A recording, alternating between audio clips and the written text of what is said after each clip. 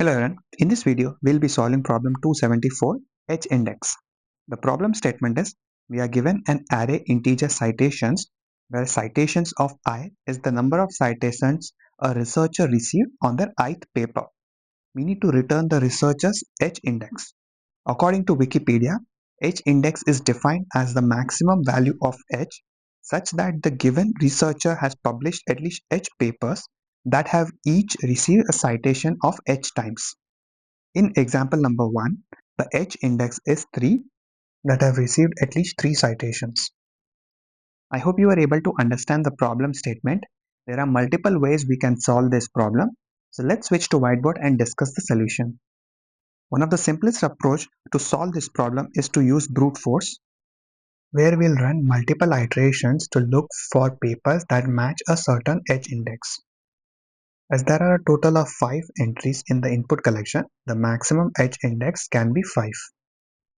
As we know the expected range of output, we can run an iteration with different combination of H index and look for the total number of papers in the input collection that matches that expectation. And during the iteration, we'll use a variable called counter, which will be incremented every time we stumble upon an entry whose citation value is greater than the expected H index. And as we are looking for the maximum H index and we are starting the loop with the highest possible value of H index, we can stop the iteration whenever we get a combination that we are looking for.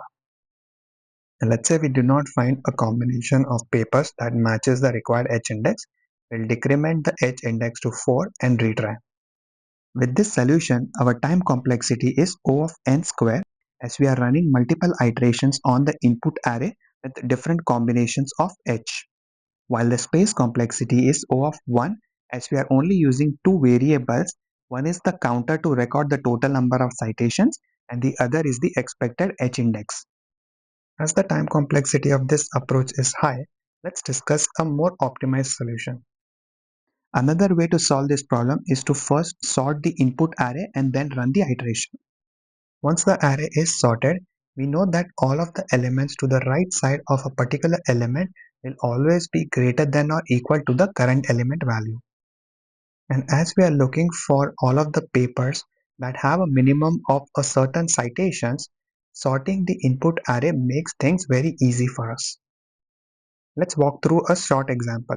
With I is equal to 1, the corresponding value is 1. It means that paper received 1 citation. Now I know all of the elements to the right side of this element will at least have 1 citation for all of the papers.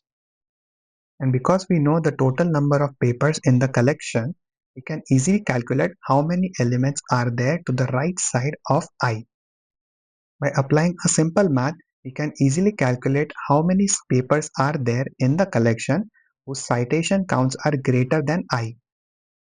With 3 elements to the right side of I and including the current element itself, there are a total of 4 papers in the collection whose citation count is going to be greater than or equal to 1, that is I. Let's walk through one more example with I is equals to 2. Corresponding value is 3, which means all of the values or papers to the right side of 3 will have at least of 3 citations. As there are 2 elements to the right side of I and including the current element, there are a total of 3 papers. As the criteria for H index is met, we can return 3 as our output.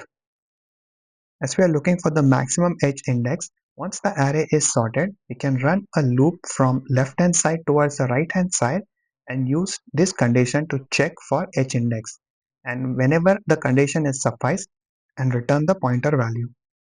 With this solution, our time complexity is O of n log n, as we are first sorting the input array and then running an iteration to figure out or calculate the H index. And the space complexity is O of 1, as we are only using couple of variables to calculate the H index. As you can see, this approach is comparatively better than the previous approach. Now let's discuss a different approach where we can improve our time complexity even further while compromising on space complexity. In this approach, we'll introduce a new collection which will be used as counter to record the number of papers based on citations. The index of these elements will be equal to the number of citations the paper received.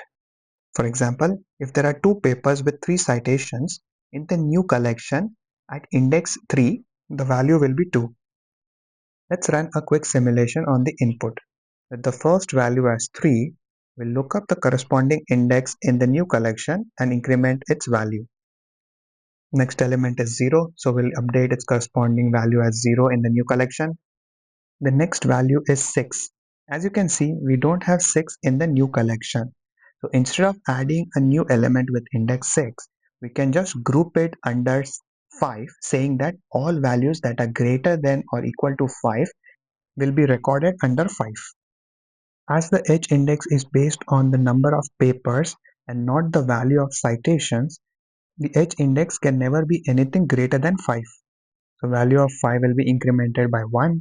After that we have 1 and then 5. So 5 will be again incremented to 2, while index 1 will also be incremented. The next step is to count the number of papers based on the citations by running an iteration from right hand side to left hand side.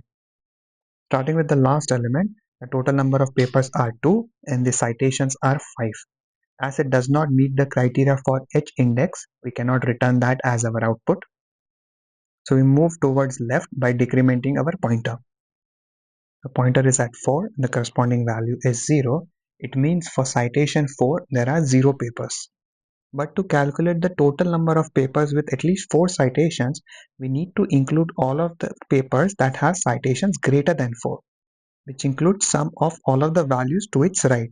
So the total number of papers with at least 4 citations are 0 plus 2, that is 2. As the condition is not suffice, we'll again move towards the left and repeat the same calculation. This time I is equals to 3 and the total number of papers with at least 3 citations includes 1 and all of the values to its right, which is 3. As the condition for H index is suffice, we can stop the iteration and return 3 as our output.